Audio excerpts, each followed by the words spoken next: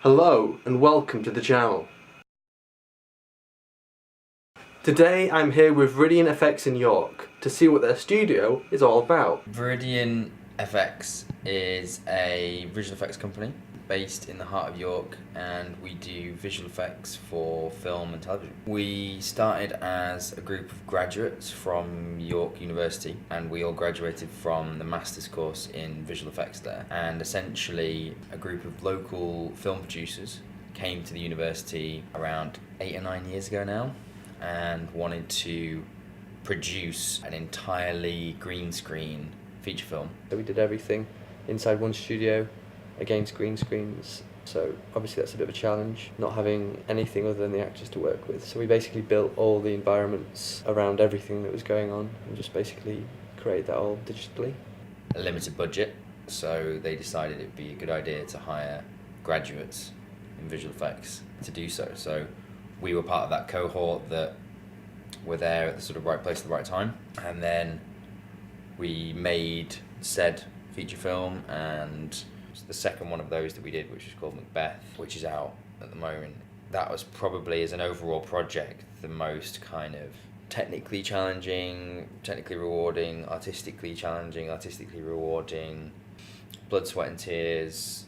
You know, we were a huge part of the whole process. You spend every waking moment working on specific things and getting obsessed with shot details and specifics, and then you see it sort of blown up on the big screen and suddenly all your work's kind of put under scrutiny. And it's, I mean, obviously most people don't notice all the detail you put in, so as a visual effects artist, most of the time you're working on sort of invisible effects. You're trying to put things into the shot so people don't really know that they are extra digital visual effects. They're just, you want people to kind of not be distracted by them. You want people to watch a movie and kind of not identify them.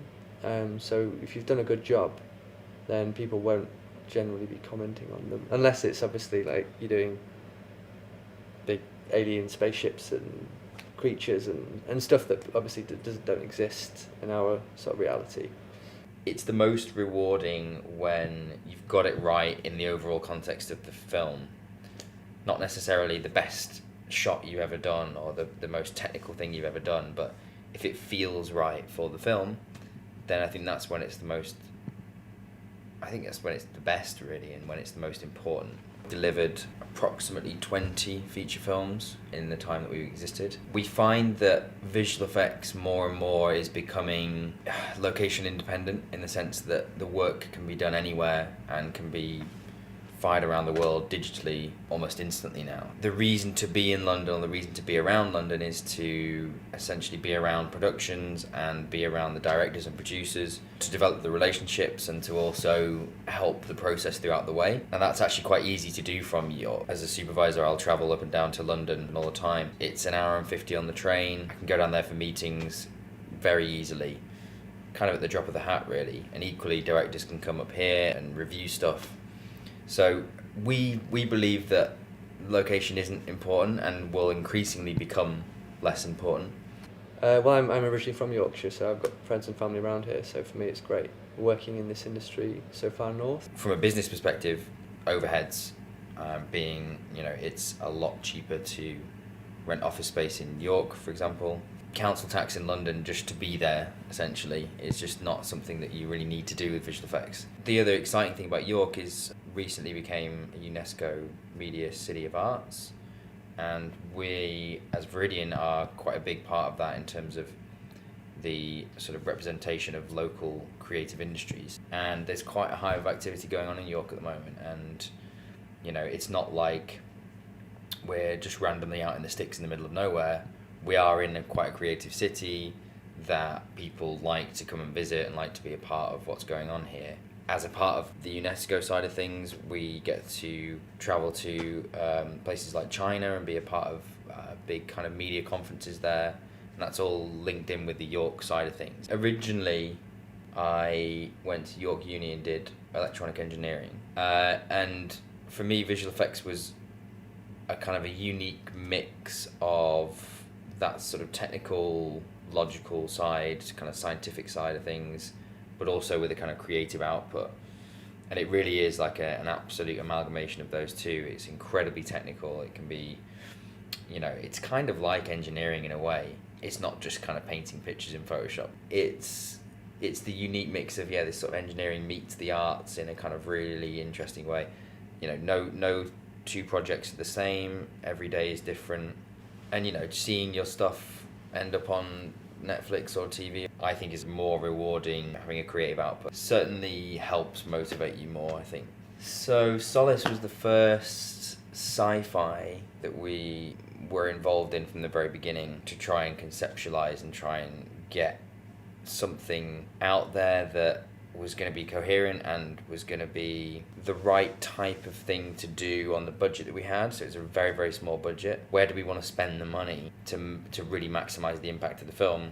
We really focused on the exterior space kind of CG shots, so really placing the action to try and kind of bring this film out of this sort of small pod in which it's set. But yeah, for us, that was our first big sci-fi from start to finish, us involved. We've since done sort of 3 or 4 sci-fis. That will always be a kind of special one for us because it was the first time we really attempted to do space, and it's not the easiest thing to pull off super convincingly.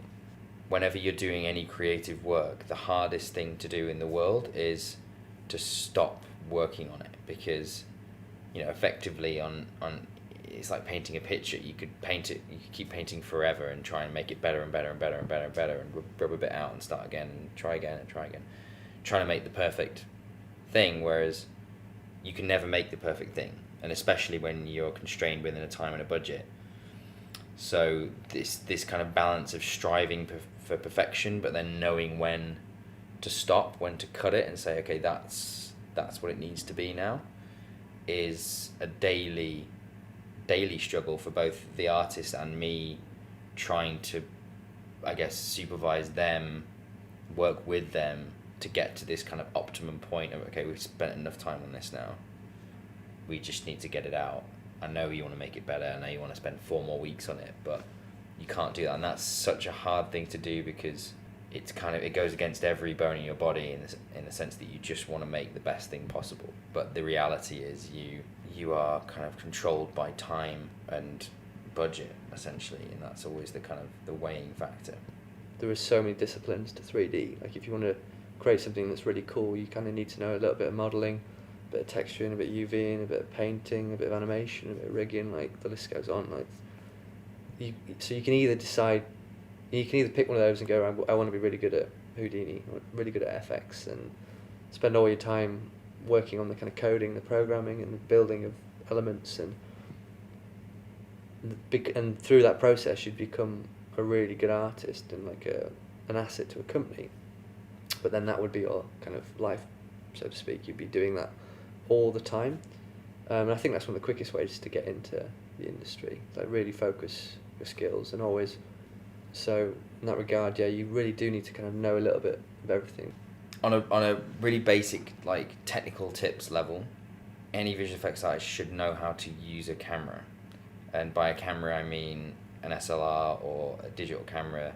The reason being that in visual effects, essentially your job is to replicate how a camera sees the world, not reality. And there's a lot of specific things about how cameras see the world that is different to reality. Get a camera, learn how to use it, shoot stuff, learn about framing, composition, lighting, learn about focus, learn about how lenses work, learn about how the digital sensors work.